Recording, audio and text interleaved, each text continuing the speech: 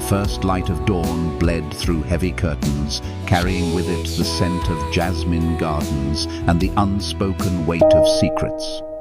In that quiet hour, when shadows still clung to the corners of her chamber, Isabel Mendoza opened her eyes and felt the world tilt beneath her.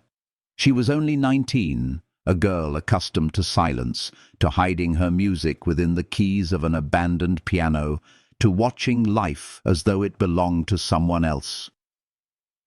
Yet, on this morning, silence itself had expired. Her mother's voice, firm as stone, shattered what little sanctuary remained. Her sister had fled, and Isabel was to stand in her place. 3 days, just 3 days, and she would wear another woman's dress, speak another woman's vows, and walk into a future that did not bear her name. The paper left behind carried only 4 words: "I cannot forgive me." And with those words, the fate of Isabel's family, their honor, and her own life had been sealed. The dress that awaited her was stitched with initials that were not hers, a cruel embroidery of another woman's choices pressed against her skin. Yet there was no escape. The Duke of Santillana had agreed to this substitution, and society would accept her as the dutiful bride. She looked at her reflection in the mirror, brown eyes shadowed by hesitation, hands more familiar with music than with rings, a face too soft for the steel that life demanded. What is a substitute but a ghost who has been given flesh? And still, somewhere deep in her chest, a whisper lingered. Sometimes the roles we do not choose are the ones that shape us most completely. On the morning of her wedding, the chapel stood cold, stripped of flowers and laughter. Light filtered through stained glass windows, casting fractured rainbows on the marble floor. Isabel's steps echoed in the emptiness, the silk of her sister's gown brushing against her legs as though mocking her with every whisper. At the altar waited the Duke, a man carved from war, his dark hair already streaked with silver, his blue eyes as unyielding as tempered steel. He did not extend his hand, did not smile. To him, she was a contract fulfilled, an arrangement kept, a name preserved in ink and dignity. At his side stood a child, his daughter Carmen, her gaze too solemn for 8 years, her braids tied like armor, her small frame already bearing the silence of loss. The vows were spoken, though Isabel barely heard them, her voice a whisper scattered against the chapel's stone. When the ring slid onto her finger, it was colder than iron, binding her not to love, but to uncertainty. There was no kiss to seal this union, no gentle gesture to reassure her trembling hands. Only a bow of his head, as one might give to a distant acquaintance, before he turned and walked away. Alone before the altar, Isabel understood that her life no longer belonged to her. She was not a bride in that moment, but a shadow stepping into an unfamiliar palace, yet shadows sometimes grow into light, if given the courage to endure. Beyond those walls, her new home waited, vast and heavy with secrets, its corridors echoing with unspoken histories. The palace of Santillana, cold and majestic, would not welcome her with warmth, but it would test her, shape her, and demand from her the kind of strength that soft hearts rarely know they possess. She would soon learn that silence can wound, but it can also heal, that loneliness can destroy, but it can also prepare a soul for love more enduring than passion. This was no ordinary tale of romance. It was the quiet, slow blooming of a heart that chose to stay when fleeing would have been easier. And as you follow this journey, let your own heart rest a little, healed by the reminder that even in the coldest halls, warmth can be born. If these whispered words bring you comfort, if this story touches something hidden within you, let me know by leaving your thoughts below, share your kindness with a like, and join this circle by subscribing, so together we can continue to walk through stories where love is not loud, but enduring. For now, Isabel's path is only beginning, and the silence of the palace awaits her first steps. The palace received her not with open arms, but with silence so profound that even her own footsteps felt like an intrusion. The north wing, where her chambers were assigned, carried the air of a mausoleum. Heavy oak furniture stood like watchful guardians, brocade quilts bore the scent of old lavender, and the windows allowed only a muted, melancholy light to filter through. Isabel sat on the edge of the four-poster bed her first night as Duchess, listening to the unfamiliar hush, her fingers itching to find a piano that might soothe her heart. But no melody came. Instead, she folded her hands tightly and whispered to herself that strength is not always born in thunder, but in the stillness of endurance. It was a healing thought, fragile but necessary, to keep loneliness from pressing too heavily upon her chest. When morning arrived, she discovered that the palace breathed through invisible veins. A tray of chocolate was left at her door by unseen hands. Footsteps echoed and vanished, servants as discreet as ghosts attending to their duties with the precision of shadows. Only later did she meet Sor Remedios, the housekeeper, a woman of stern countenance whose keys jingled like a reminder of control. With practiced words, she introduced Isabel to the routines of the household. The Duke dined in his office, rarely appearing at the main table. The young lady Carmen took her meals in the blue parlour, where she also studied, and Isabel herself would learn to navigate endless corridors filled with the weight of unsaid stories. For days, she wandered halls lined with portraits whose eyes seemed to follow her, their silence pressing as heavily as duty. She spoke little, listened much, and observed more than anyone realized. The Duke remained a distant figure, present only in the sound of firm steps along marble floors, his silhouette passing at the far end of corridors like a ghost of power. Yet, in that vast coldness, Isabel found her first spark of warmth in the palace library.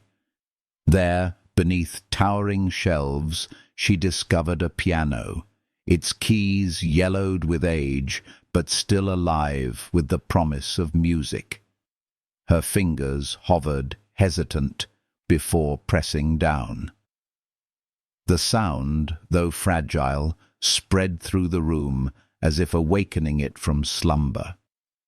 It was there that Carmen appeared for the first time as more than a silent presence.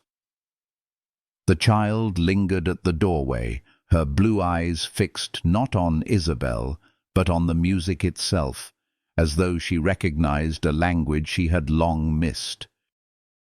"You know how to play," she said softly, the words almost hesitant, as though afraid to disturb the fragile air. Isabel smiled gently, continuing to let her fingers glide. "A little," she replied, and in that brief exchange something began, a thread weaving between two souls bruised by loss. Carmen's next words revealed more than any adult confession. "My mother played too, before she went to heaven." Silence followed, thick with memory, yet Isabel did not ask questions. Instead, she played on, letting the notes become the bridge between grief and healing, between daughter and stranger who would learn to be mother. Time passed, measured not in days, but in small, delicate moments. Carmen returned often, sometimes standing quietly, other times sitting close enough to watch Isabel's hands. The music became their secret language, and the little girl's solemnity softened, if only slightly, each time she listened. Isabel discovered that in caring for Carmen's wounded silence, her own loneliness began to heal as well. Love does not always arrive with grand declarations. It grows like ivy, quietly covering cold stone until warmth is found where once there was only emptiness. Yet even as this fragile bond blossomed, another door waited in the palace, locked, forbidden, and heavy with secrets. Carmen revealed it innocently one afternoon, her eyes drifting toward the sealed wing. "My mother's rooms are up there," she whispered. "Father locked them when she died." Those words planted seeds of curiosity in Isabel's heart, a dangerous curiosity born of solitude and yearning. She did not yet know what she would find behind those closed doors, but she sensed that the past still lived in those shadows, and that one day she would have to face it. For now, she let her hand fall once more upon the piano keys, weaving a melody to soothe both child and self, unaware that destiny was already guiding her toward the next secret waiting to be unveiled. The day she finally dared to climb the staircase toward the locked wing came draped in stillness, the kind that carries both fear and inevitability. Isabel waited until the corridors were empty, until the sound of lessons occupied Carmen and the housekeeper busied herself with endless duties. Each step upward felt like an intrusion into sacred ground. When her hand touched the cold brass of the doorknob, she half expected resistance, but the door opened with a sigh, as though the past itself had been waiting for her. The air within was heavy with memory, scented faintly of dried roses and dust. White sheets draped over the furniture gave the illusion of sleeping ghosts. Isabel walked carefully, her fingers brushing along a carved desk where time had preserved a miniature portrait. A woman with golden hair, eyes shaded with sorrow, lips carrying a smile both tender and painful. Soledad de Santillana, the first Duchess, Diego's lost wife, Carmen's mother. Even in painted form, her presence dominated the room, a reminder that Isabel had stepped into a life once built around another's absence. In a half-burned drawer, she found fragments of letters. Some were reduced to ashes, but one remained intact, written in Diego's unmistakable hand. The words trembled in their devotion. "Your delicacy haunts me. Your presence is the only garden that blooms in my soul." Isabel's breath caught as she realized she was holding proof of a love interrupted but not erased. The walls seemed to close around her, whispering that she was not a wife, but a replacement, an echo filling a void that once belonged to another. For the first time since her wedding, her chest ached not only with loneliness, but with the fear of never being seen for who she truly was. It was Carmen who broke the weight of that moment. The child stood in the doorway, her eyes solemn yet gentle, as if she had expected to find Isabel there. "You found my mother's rooms," she said, not as an accusation, but as truth already known. Isabel braced herself for reproach, but instead Carmen stepped forward, carrying a small porcelain doll whose painted features had been carefully erased. She extended it with fragile trust. "It was my mother's when she was little. Could you give her a new face?" That gesture, so simple and profound, pierced through Isabel's doubt. Healing begins not in forgetting, but in giving new life to what was broken. Autumn deepened, and with it came illness that swept through the countryside like a merciless tide. Scarlet fever crept into the palace walls, and one morning Isabel found Carmen pale, her skin hot with fever, her breaths shallow with danger. Fear gripped her, but it was a fear that sharpened resolve rather than paralyzed it. She stayed by the child's side day and night, cooling her brow, whispering lullabies, and refusing to leave even when exhaustion blurred her vision. In Carmen's delirium, the girl called, not for the mother she had lost, but for the one she had found. "Mama Isabel, don't let me go!" Those words etched themselves into Isabel's soul, binding her heart to the child with a force stronger than blood. When the fever finally broke, sunlight streamed into the chamber as if blessing their survival. Carmen's weak smile, fragile but real, filled the room with more beauty than any ballroom chandelier. Isabel promised to paint the doll's face as soon as Carmen could choose the color of the eyes. "Brown, like yours," the girl whispered, and Isabel felt a warmth spread through her, healing wounds she had never spoken aloud.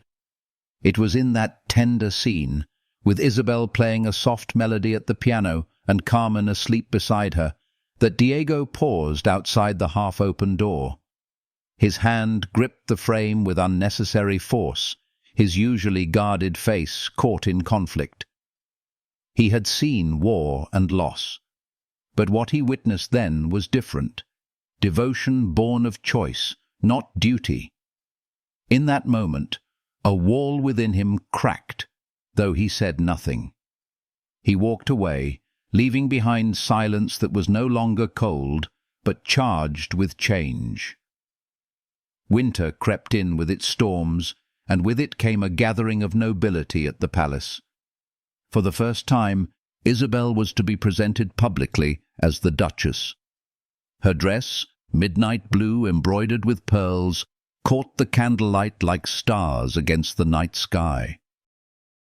Descending the staircase, she carried herself with a dignity forged not from birthright, but from endurance.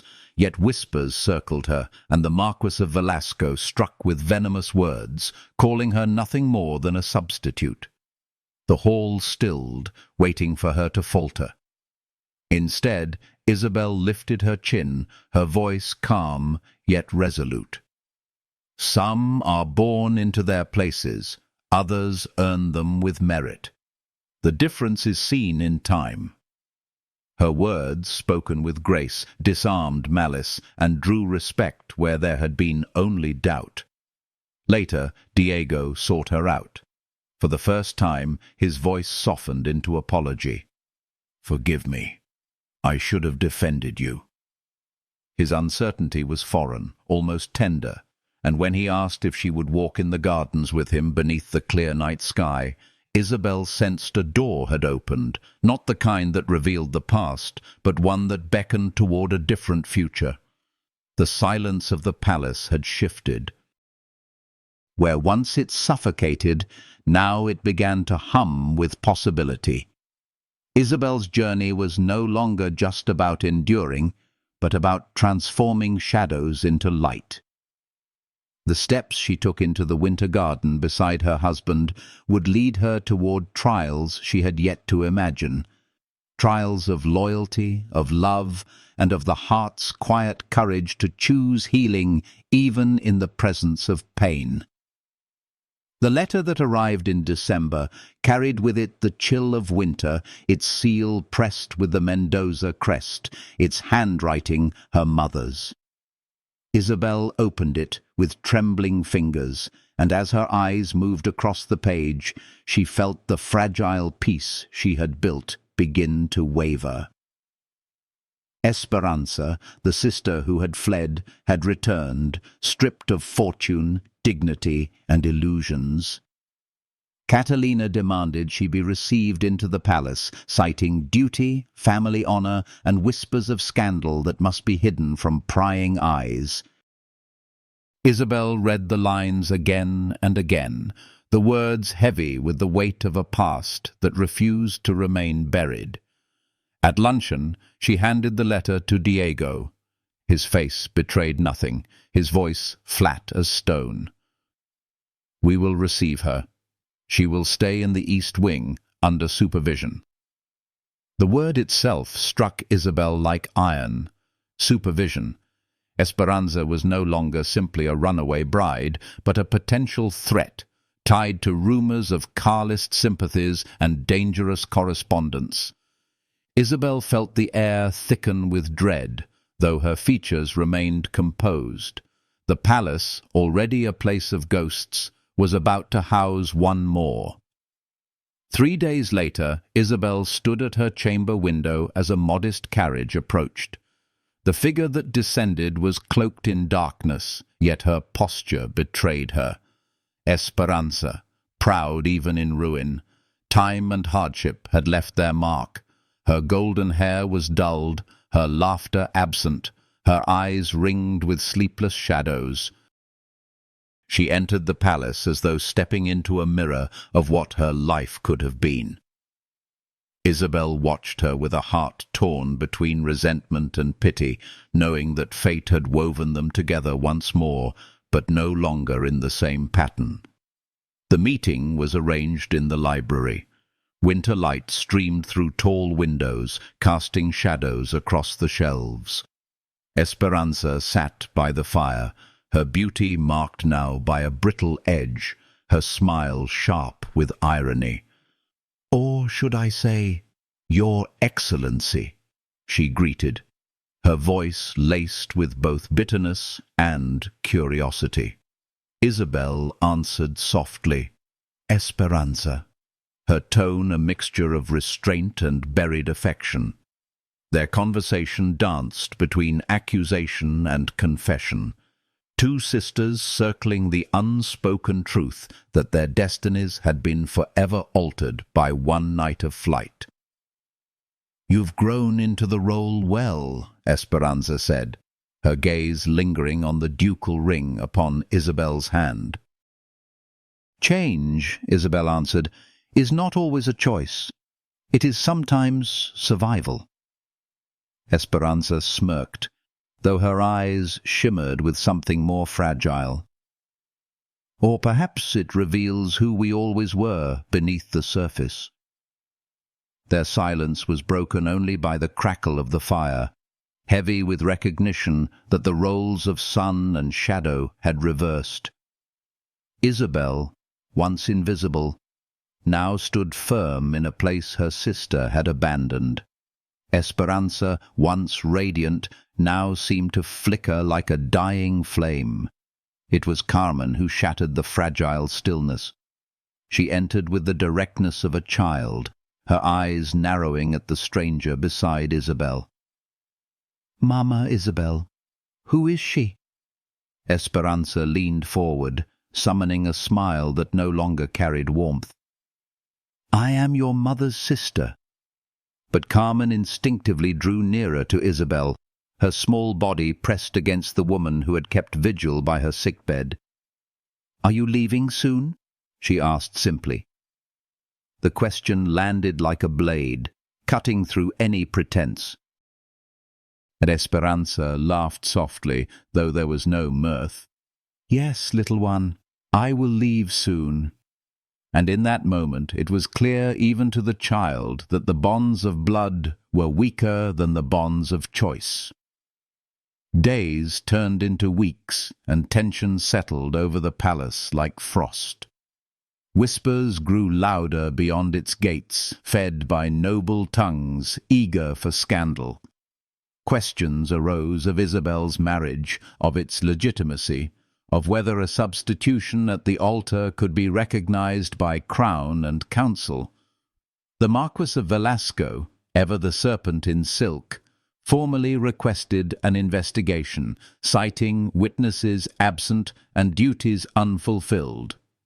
The words non-consummation hung in the air like a public insult, tearing open the private truths Isabel could not defend with documents. Each line of accusation was sharpened to wound, and every rumor Esperanza carried only deepened suspicion. Yet Isabel did not falter. When summoned before the council, she entered clothed not merely in silk, but in the quiet dignity forged by months of endurance. The hall was crowded with nobles, their gazes heavy with judgment, their whispers buzzing like flies. Diego stood beside her, his presence rigid, yet his eyes carried an intensity she had never seen before. When asked if her marriage had been lawful, her voice rose clear and steady.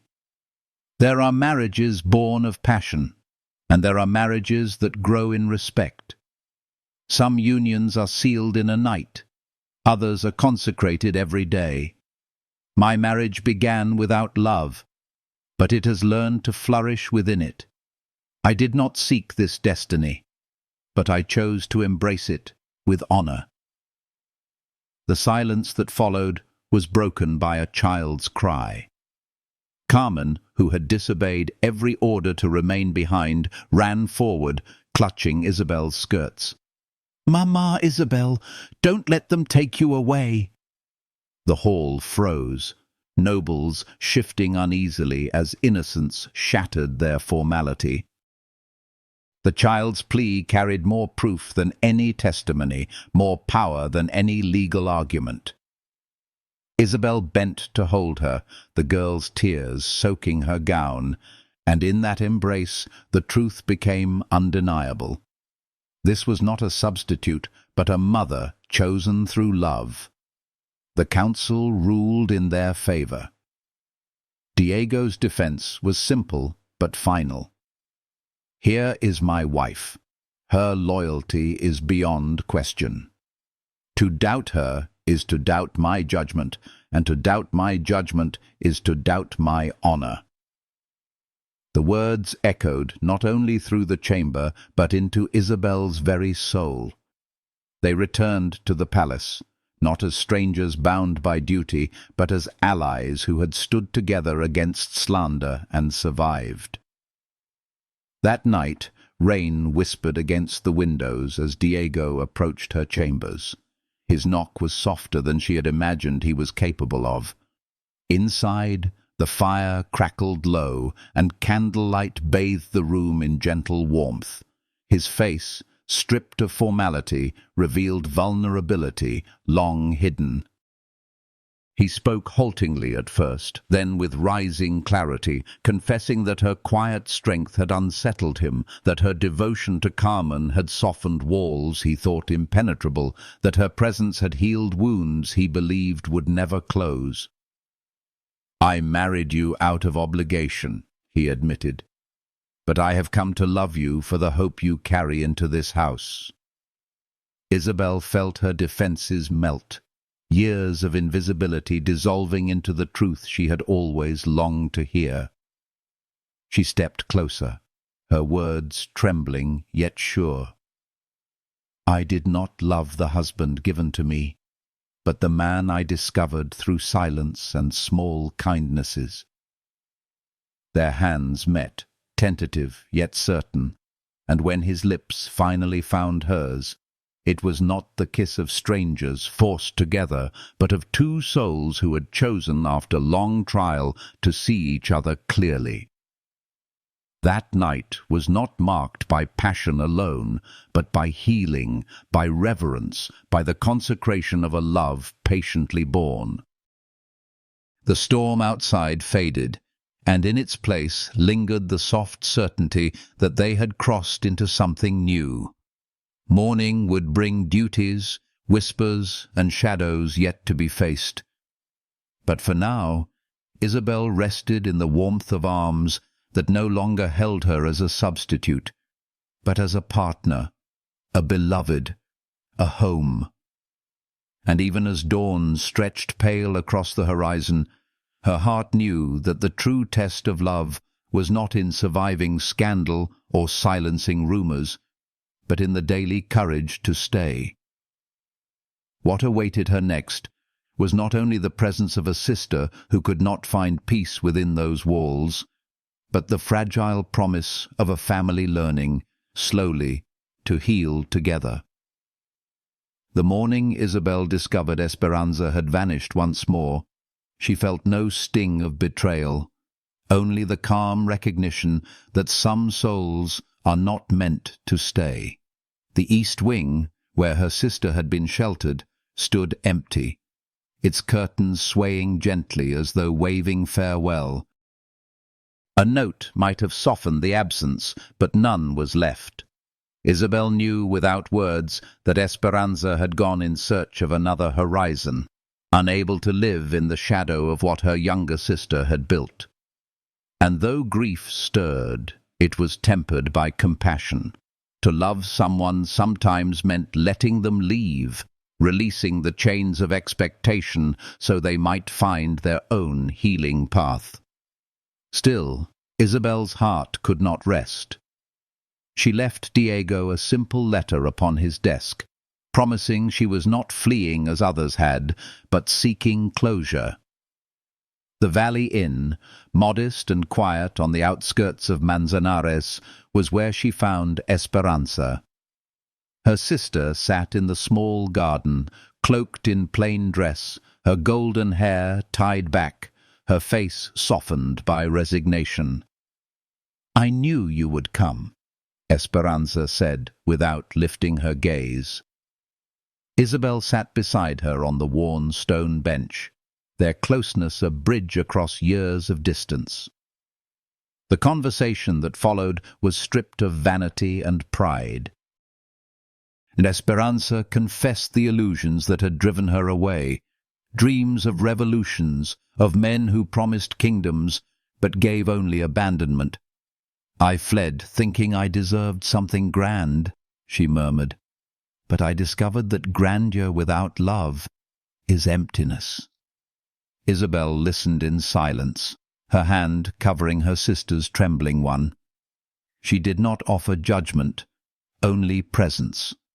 The kind of healing presence that speaks more through quiet than through words. Esperanza's eyes, once filled with fire, now carried a fragile hope. She spoke of Buenos Aires, of a cousin willing to give her shelter, of the desire for a simpler life where she could finally rest from running. Isabel pressed a small silk-wrapped parcel into her palm, a miniature portrait of Carmen, seated at the piano with the doll Isabel had painted anew. "So you remember that family is not only blood, but choice," Isabel whispered. Tears shimmered in Esperanza's eyes as she kissed her sister's cheek, murmuring, "You will be happy, Isabel. You already are. And I will learn to be." When Isabel returned to the palace, her steps were lighter, her spirit calmer. Closure had come not from reclaiming the past, but from allowing it to go.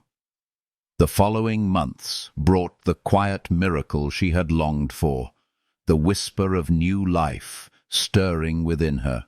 Morning sickness, tender breasts, the heightened sensitivity of her heart, all spoke of the child growing in her womb.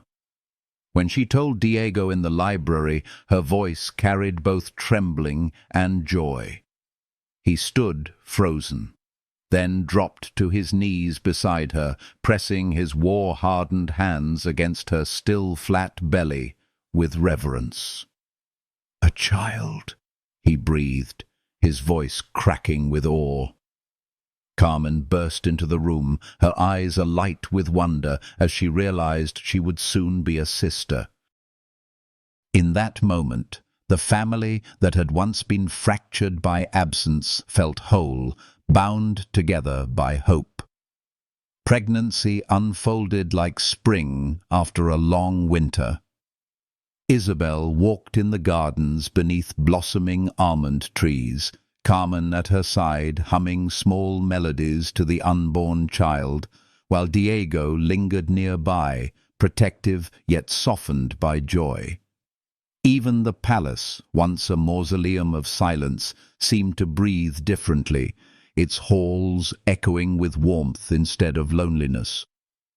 Diego organized a ceremony to announce the pregnancy formally, declaring before gathered nobles that Isabel was not merely a substitute, but the true Duchess of Santillana, bearer of his heir. In that hall, where once she had stood under judgment, she now stood radiant, a woman transformed by endurance into dignity, by sorrow into healing love. The months slipped by, carrying with them letters from Esperanza in Buenos Aires. She wrote of her small but steady happiness, of finding work, of learning that simplicity could cradle joy. Her words were no longer sharp with envy, but softened by acceptance. Isabel read them with gratitude, knowing their bond had survived separation, rebuilt not on duty, but on forgiveness. When January arrived, labor pains came with the dawn. The palace stirred like an army preparing for battle. Yet this was not war. It was the creation of life. Diego, pacing outside the chamber with the desperation of a man who had faced battlefields but never this kind of helplessness, listened for the sounds within. Hours passed, each contraction a storm that Isabel bore with the quiet strength forged by years of endurance. And when at last the baby's cry pierced the air, sharp and indignant, tears filled Diego's eyes before he even stepped inside.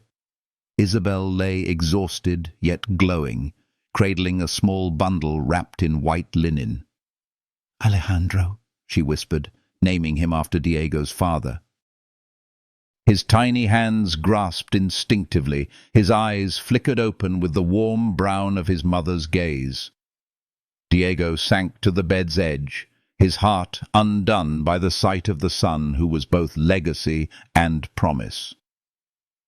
Carmen approached, wide-eyed, whispering in awe, "He is so small.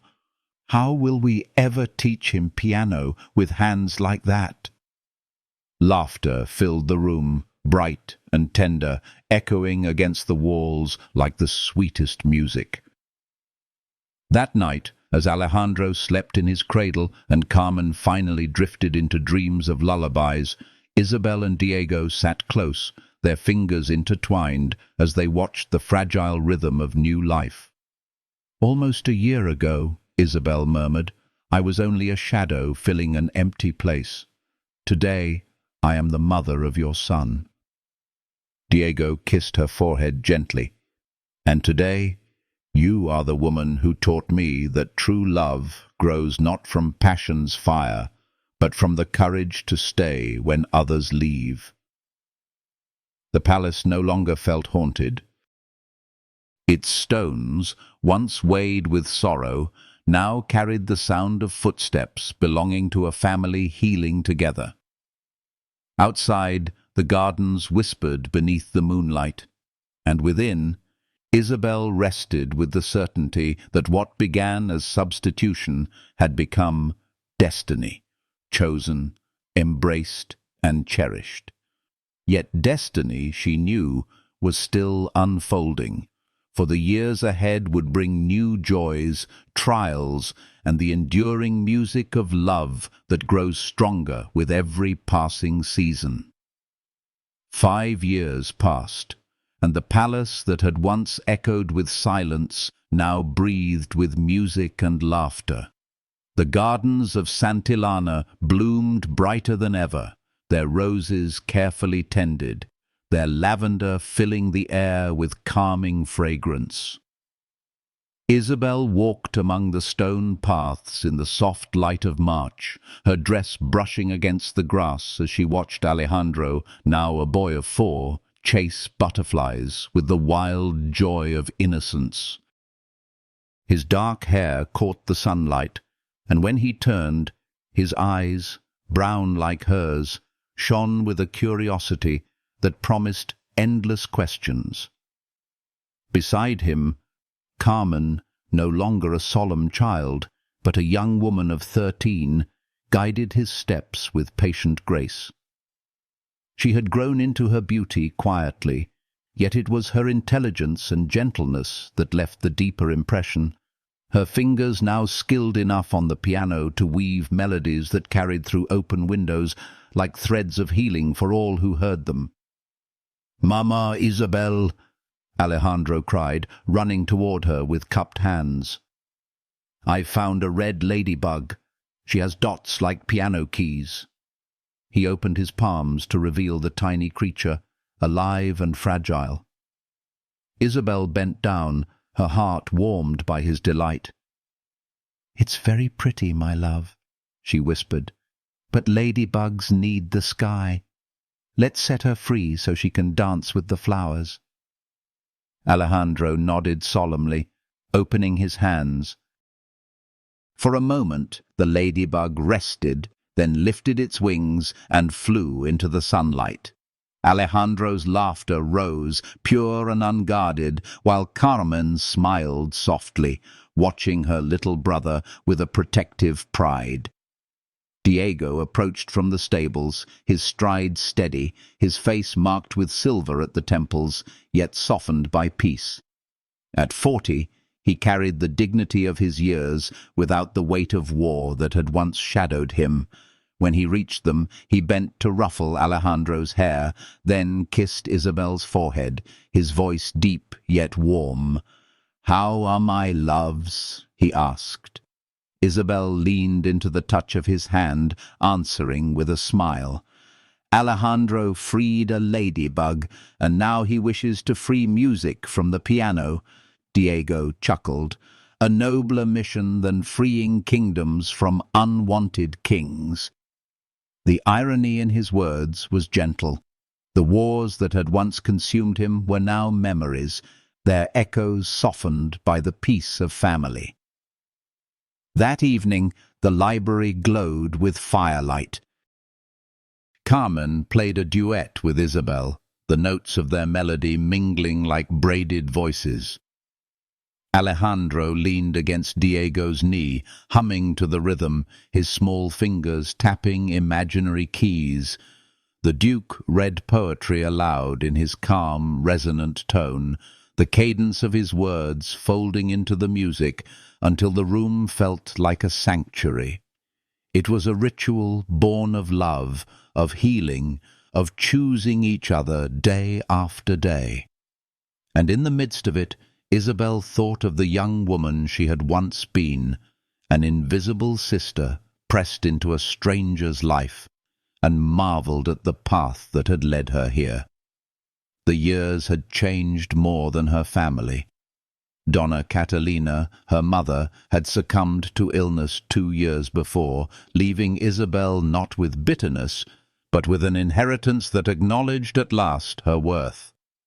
The Marchioness of Velasco, who once sharpened her tongue to wound, had fallen from grace, her own secret correspondence with rebels exposed. The irony had not been lost on society, and Isabel had seen with quiet satisfaction that character endures long after titles tarnish. Yet it was not victory over enemies that filled her heart that night, but the simple presence of love surrounding her. Diego set aside his book and joined her at the piano, their hands touching on the keys.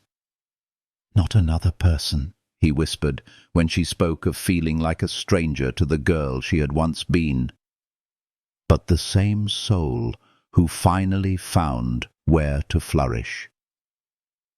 Isabel's eyes glistened as she leaned against him, the warmth of his presence anchoring her. Carmen excused herself to her chambers, leaving behind the gentle echoes of her laughter, while Alejandro was carried to bed, whispering sleepily about the songs he would play tomorrow. When at last the house grew still, Isabel and Diego remained together by the fire, their hands still joined over the keys, the melody of their life playing on in silence. The scent of jasmine drifted in through the window, mingling with the night air. Isabel closed her eyes, resting her forehead against his, feeling the calm strength of his love steadying her heartbeat.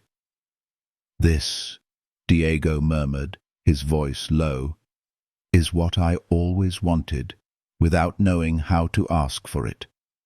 A family built on patience, a home where each day is chosen, not endured." Isabel's breath caught, her eyes soft with gratitude. "And this," she answered, "is what I never believed I would have, yet found when I stayed." Outside, the stars glittered above the ancient olive trees, their branches whispering secrets of seasons past. Inside, the palace no longer bore the chill of solitude. It pulsed with life, with laughter, with love that had grown quietly but unshakably strong. Isabel understood then that the truest stories do not end in grand declarations, but in the quiet certainty of belonging. Tomorrow would bring new days, new trials, new joys. But tonight was enough. A night steeped in music, in healing, in the warmth of a family that had chosen one another completely. And beneath that stillness, destiny waited to turn its next page. The years drifted gently, like petals carried on a river, and the household of Santillana settled into a rhythm so steady that it seemed unshakable. Yet destiny has a way of testing even the strongest bonds. It began not with whispers in the streets, but with an official summons sealed by the royal coat of arms. One winter morning, the messenger's knock echoed through the halls, and when Diego broke the wax, his eyes darkened with tension. The Council of Nobles of New Castile demanded their presence to answer charges concerning the legitimacy of their marriage. The accusations were cruelly familiar. Rumors that their union was never valid, that witnesses had been absent, that vows had been spoken under falsehood. Worse still, whispers suggested Esperanza's name was tangled in treacherous correspondence, dragging Isabel back into the shadow of her sister's choices. As Diego folded the parchment, the silence between them was heavy, yet Isabel's gaze did not falter. She had endured once. She would endure again. Still, she felt the ache of fear beneath her calm exterior, the fear of losing not title or honor, but the family she had painstakingly nurtured into life. The days before the hearing stretched endlessly, each one a quiet trial. Carmen sensed the unease that lingered in the air. She followed Isabel more closely than ever, offering small drawings of flowers, pressing wild blossoms into her hand as though they were charms against danger. "Mama Isabel isn't leaving, is she?" the girl whispered one evening as Isabel tucked her into bed. Isabel kissed her forehead, her voice steady, though her heart trembled. "I do not intend to leave, my love." Alejandro, too young to understand, climbed into her lap during those days, resting his small head against her chest, as if he could anchor her spirit with his innocent trust. When the morning of the hearing arrived, Isabel dressed in the midnight blue gown she had once worn at her first reception. She saw in the mirror not the uncertain girl who had once stood alone at an altar, but a woman tempered by fire and healed by love. Diego stood beside her, his hand brushing hers with quiet reassurance. They entered the hall together, the weight of 100 eyes pressing down on them. The Marchioness of Velasco sat among the spectators, her sharp gaze gleaming with anticipation, eager for a fall that would justify her own bitterness. When Isabel was called to testify, the chamber stilled. She stepped forward, her heart pounding, yet her voice unwavering. There are marriages sealed in passion, and there are marriages sealed in silence, she began. Some are consummated in a single night. Others are consecrated every day through devotion and endurance. My marriage was not born of choice, but I chose to honor it, and in doing so, I discovered love. Her words spread across the hall with the clarity of bells, carrying a truth no document could capture. Then came the moment that no one expected. The doors of the chamber burst open, and Carmen, defying every command to remain at the palace, ran forward. Her small voice rang out, breaking the gravity of the room. "Don't take Mama Isabel away!" She clung to Isabel's skirts, her cheeks flushed with tears, her body trembling with fear. The simplicity of a child's love spoke louder than any legal argument. Murmurs rippled through the assembly. Hardened nobles shifted in their seats, confronted with proof beyond politics, a bond real and unbreakable. Diego rose then, his voice firm and resonant, cutting through the commotion. "Here is my wife," he declared, his arm finally, publicly around Isabel's shoulders. "Her loyalty is beyond question. To doubt her is to doubt my judgment, and to doubt my judgment is to insult my honor." His words, sharpened not by anger but by conviction, settled over the hall like a final verdict. The council, moved by both testimony and the undeniable evidence of love, ruled in their favor. They returned to the palace in silence, the kind of silence that holds too much meaning to be broken by words. That night, as rain tapped gently against the windows, Diego came to Isabel's chamber. His knock was hesitant, almost boyish, so unlike the man who commanded armies and councils. When she opened the door, he stood not as a duke, but as a man stripped of his armor. "I have watched you," he began, his voice low. "I have seen how you care for Carmen with more devotion than I believed possible. I have seen you endure insult with dignity and transform this house into a home. I married you out of obligation, but I have come to love you for the hope you carry into every corner of my life. I feared betraying Soledad's memory by feeling this way, but today I understood. Loving you is not betrayal. It is salvation."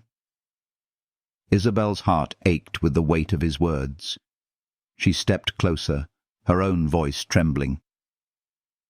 "I too learned to love not the man I was given, but the man I discovered in silence, in patience, in the way you look at Carmen, in the way you stood beside me when the world doubted us."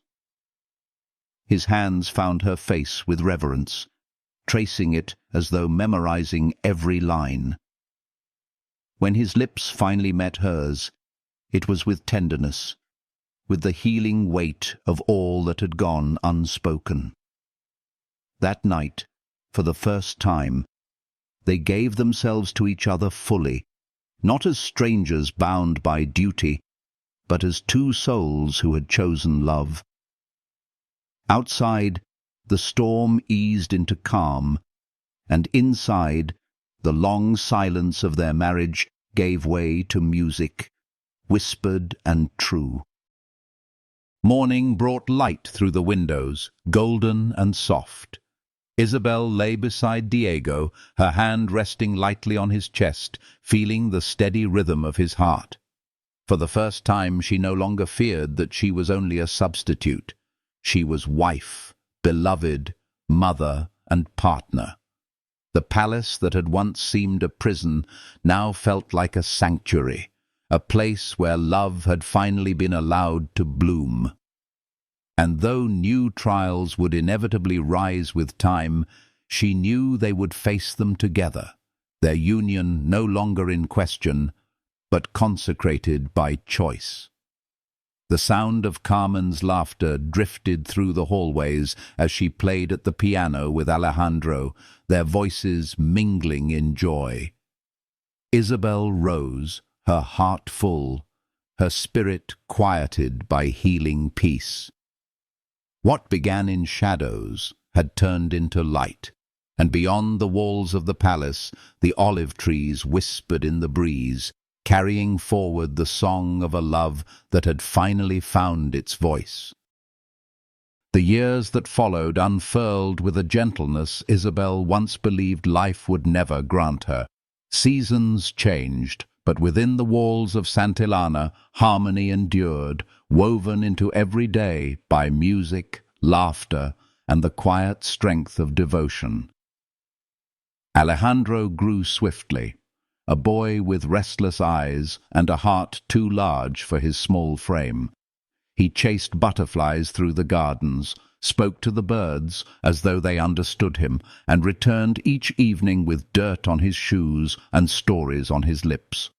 Carmen, no longer a child, blossomed into young womanhood, her beauty refined, her spirit softened by kindness. She carried herself with the grace of one who had known sorrow and learned to turn it into compassion, her fingers at the piano creating melodies that seemed to lift shadows from every corner of the house. Isabel often watched them together, her heart swelling at the sight. Alejandro sprawled on the floor, painting pictures of ladybugs and stars, while Carmen guided his clumsy hand, encouraging him with patience. In their closeness, Isabel saw proof that family is not only blood, but choice, nurtured daily with love and healing. These children, one born of her womb, the other born of her heart, were her greatest triumph. And Diego, once a man consumed by duty and haunted by grief, now carried laughter in his voice, a lightness in his step, and an ease in his presence that Isabel had never thought possible. His love, once hidden, now flowed freely, steady as the olive trees that shaded their land. One spring afternoon, Isabel walked with Diego through the blooming gardens. Alejandro darted ahead, chasing dragonflies, while Carmen lingered nearby, humming a tune. The air was perfumed with jasmine, and the sky stretched wide, blue as Diego's eyes had once been cold, but were now warm with tenderness. He took Isabel's hand, his voice low but steady. "Do you know what this house has become because of you?" She tilted her head, smiling softly. "A home." His fingers tightened around hers. "More than that, a sanctuary. You taught me that love doesn't demand or shout. It stays, it endures, it heals." Isabel felt her heart tremble at his words, for they echoed the very truth she had carried silently for years. She pressed her head against his shoulder, the warmth of his nearness enough to quiet every memory of loneliness. The past seemed distant now, the wedding gown that was not hers, the cruel whispers of society, the weight of being a substitute. All had been transformed into stepping stones that led her here, to this moment, where every breath felt like a hymn of gratitude. The olive trees swayed, their ancient branches murmuring secrets to the wind. Alejandro's laughter carried across the gardens, joined by Carmen's gentle encouragement. Diego bent to kiss Isabel's forehead, lingering there as though the world could vanish and he would be content with just her presence. The palace, once haunted by silence, now resonated with life.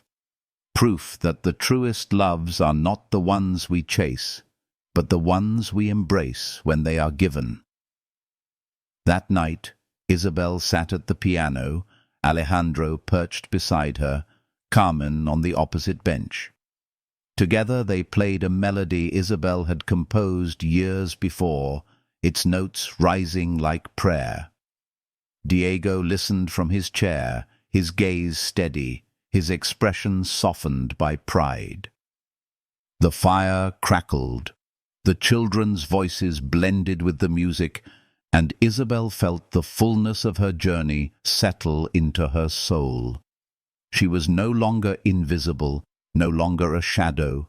She was wife, mother, duchess, beloved. Above all, she was proof that destiny, when faced with courage, blooms into beauty. The music faded into silence, but it was a silence filled with healing, with the serenity of knowing that tomorrow would bring more of the same: laughter, love, choice. Isabel closed her eyes, her heart whispering a vow she had learned through every trial, that love, when nurtured daily, becomes eternal.